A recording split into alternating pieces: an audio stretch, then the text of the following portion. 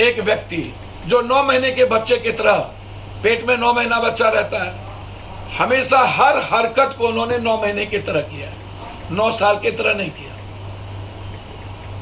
एक व्यक्ति जिनका जन्म गोधरा से पुलवामा तक के बीच जिनकी लाइफ है, और जिन्होंने कभी एक पॉजिटिव सकारात्मक काम के अलावे कभी एक्सीडेंटल पीएम, कभी जननायक मोदी, कभी कश्मीर फाइल, कभी पाकिस्तान। मैं आदरणीय नरेंद्र मोदी 56 इंच के सीने वाले से यह पूछना चाहूंगा कि हिंदुस्तान के पीएम कभी चीन, रूस, अमेरिका, क्या आप किसी सिख के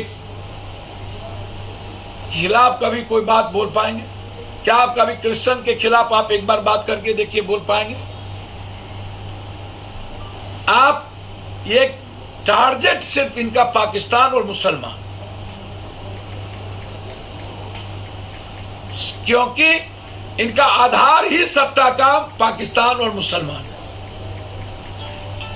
कभी भी हिंदुस्तान के पीएम ने विकास के बारे में कभी चर्चा नहीं की। नोटबंदी जो इनके सबसे महत्वपूर्ण मुद्दे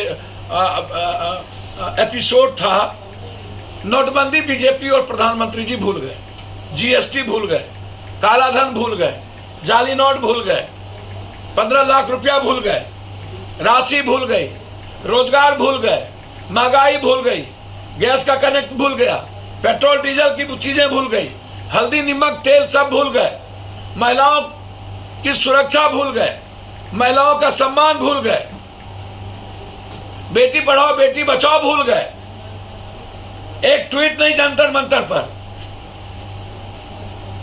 किसानों के 9 महीना का मौत भूल गए, right of education, right of health भूल गए, भारत की इकोनॉमी भूल गए।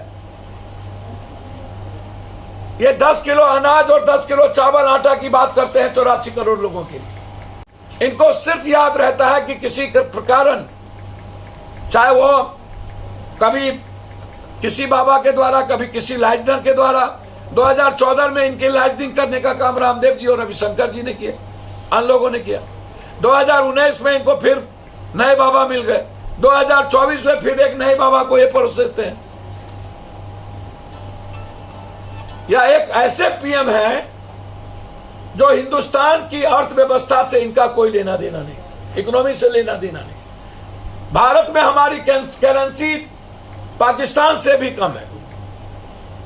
हम नाइजीरिया से ज्यादा हमारी भुखमरी हो गई,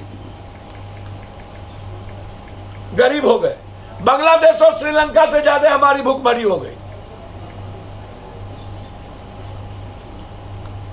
चीन का सारा फैक्ट्री वियतनाम गया और हमारी फैक्ट्री बंद हो गई। हम एक फैक्ट्री यहां पूंजी निवेश नहीं कर पाए। 9 सालों के अंदर इनकी उपलब्धि भारत में महंगाई है, इनकी उपलब्धि बेरोजगारी है, इनकी उपलब्धि नफरत है, इनकी उपलब्धि दूसरों को गाली देना है, इनकी उपलब्धि सिवाय राहुल गांधी, प्रियंका गांधी, कांग्रेस को गाली देने के अलावे और पाकिस्तान और मुसलमान को टारगेट के अलावे इनके पास कोई उपलब्धि आज तक नहीं। ये एक ऐसा पीएम है जिनके खाते में कोई उपलब्धि नहीं जाएगी। राम मंदिर कोर्ट का निर्णय और सबने हिंदू मुसलमान सिख मंदिर बने, मस्जिद बने, बिल्कुल ओपन है हमारा देश, उस पर इनकी ये उपलब्धि नहीं है। राम मंदिर हमारे सेंटिमेंट से जुड़ा है, हमारे रोजगार से जुड़ा हुआ नहीं है। वो हमको रोजगार नहीं देगा, हमारे किसानों की, महिलाओं की सुरक्षा नहीं करेगा। राम मंदिर मेरे आस्था से जुड़ा हुआ है। हम हिंदुस्तान में वाल्मीकि का मंदिर भी बनाएंगे और हम लोग बनाएंगे, सीता का भी मंदिर बनाएंगे। सीतामढ़ी में एक नई अयोध्या का मैं बार बार शुरू से कहता हूं, लेकिन रोजगार देगा ये चीज? रोजगार पर कोई चर्चा है? की बात होगी। 888 की सीट बन गई और आप उद्घाटन करेंगे। किसी को आपत्ति नहीं है उद्घाटन करने का। जब जौहरत रोजगार की थी तो इन्होंने बिस्टा जैसी एक अरबों करोड़ों के इन्होंने पैसे वहां खर्च किए। इनको बेरोजगार और किसानों की चिंता नहीं थी, इनको गैस सिलेंडर की चिंता नहीं थी, इनको तेल और मिट्टी तेल डीजल और पेट्रोल की चिंता नहीं थी, इनको पर कैपिटा इनकम 6,000 रुपया को बढ़ाने की चिंता नहीं थी, इनको 9 सालों में right to education, right to health के लिए नहीं मरा। ये सिर्फ दिखावे। राष्ट्रपति एक कॉन्स्टिट्यूशन में सर्वोच्च होते हैं, किसी का विरोध नहीं है। विरोध है कि आप राष्ट्रपति का सम्मान नहीं कर रहे, आप कॉन्स्टिट्यूशन का सम्मान नहीं कर रहे, आप कॉन्स्टिट्यूशन हेड को अलग कर रहे हैं।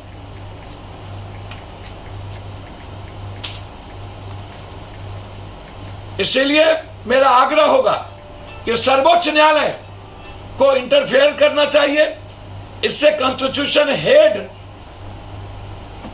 को अलग करके, जिनकी भूमिका ऐसी चीजों में सबसे महत्वपूर्ण है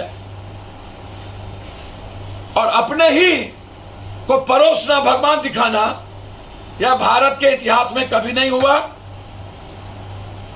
इसीलिए कोई निर्णय लेना चाहिए, उद्घाटन को रोकना चाहिए। बस, धन्यवाद।